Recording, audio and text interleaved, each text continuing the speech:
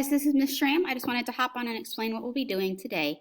I know some of you worked ahead and got this done already, my virtual students, so that is why I want to explain the next step.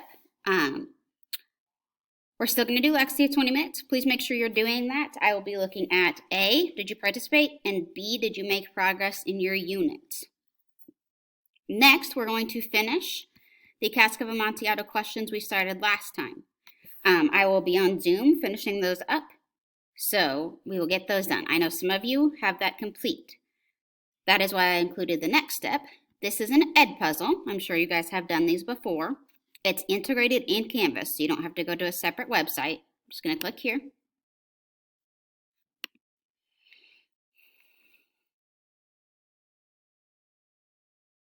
Okay, and for you, you will, my view is obviously a little different. You will be able to click there and see the assignment hit start.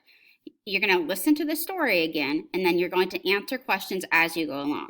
I'm going to have you guys do this independently because I want to see what you remember and recall from the story without me helping, since we've already done the questions together. So after we finish questions, we're going to do that Edpuzzle. And the last thing I want to point out that I added to announcements is this form.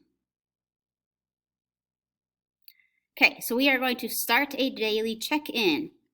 A, just how you doing? How are things going? Did you check announcements? Did you watch this video? Did you complete your Lexia? Did you at least begin the assignment, if not finish it? And then if you have any questions, you can click yes, and I have my email right there, everything you need. So I'm doing that because I was having trouble with students watching the video and fully understanding what they were supposed to do. So please also fill this out before you're done for the day. After that, you are finished. Have a fabulous weekend, and I will see you next week.